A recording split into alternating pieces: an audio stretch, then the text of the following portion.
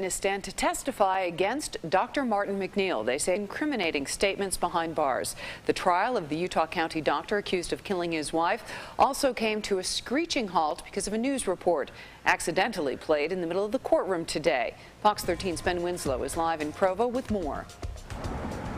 Yeah, this case is getting so close to deliberations. The jury could get this case by Friday, so the judge is being extra cautious about anything that might derail the trial. That's why there was this outburst in the middle of court today. It came as more inmates testified against Dr. MacNeill. She was in the way, that she wanted the house and the kids. Two more people who served time with Dr. MacNeill took the witness stand, claiming he made statements about killing his wife, Michelle. The judge has forbidden any disclosure of one inmate's identity. We talked, and he just pretty much opened up about it. Okay. And he said that he gave her some oxy, and he gave her some sleeping pills, some kind of sleeping pills, and then got her to get in the bathtub. Did he say what he did next? Later on, he just said he had to help her out. And I asked him what that was, and he said he held her head under the water for a little while. Do you have any type of vendetta against Martin? I don't. Why did you come forward about what Martin told you?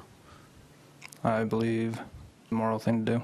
But defense attorneys say the inmates were opportunistic, offering their testimony to prosecutors in exchange for deals. Prosecutors are close to wrapping up their case against Dr. MacNeill. Shut that off.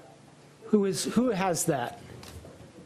Shut that off. It ground to a halt when a prosecution paralegal accidentally played a media report from the trial in the courtroom. The judge was worried the jury heard it. Defense attorneys motioned for a mistrial. Certainly this was done inadvertently. It wasn't a mistake. I think the court took immediate action in directing us to shut it down. Now, the judge ruled that even if the jury were to have heard what was played in court accidentally, it would have presented no new information other than what they would have heard at trial. The mistrial motion was denied. The trial did continue. Now, the state is expected to end their case tomorrow. They are expected to finish by calling Dr. MacNeill's mistress, Gypsy Willis, back to the stand. They say they have a few more questions for her. The defense will then present their case. The jury could begin deliberations by Friday.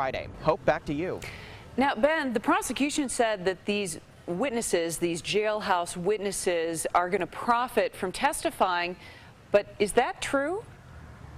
You know, at this point, no. I mean, the witnesses all testified that they are receiving nothing in exchange for their testimony. They're testifying because they were asked about it. Now, the defense has been really pointing out, though, that these witnesses, these inmate witnesses, were self-serving, that they were hoping to get deals, that they've been approaching these prosecution investigators and police with saying that they have some information that could convict Dr. MacNeill in exchange for lighter sentences, in exchange for getting out of prison, in exchange for not getting charged. In fact, today, one of the inmates that testified was immediately offered an immunity deal on the spot after the judge ruled that he could not testify and invoke his Fifth Amendment right against self-incrimination on other cases. So the prosecution, right then and there in the middle of court, offered him an immunity deal so that he could testify against Dr. MacNeill. Wow. All right. We have much more coming up, and Gypsy is tomorrow, Ben. Thank you.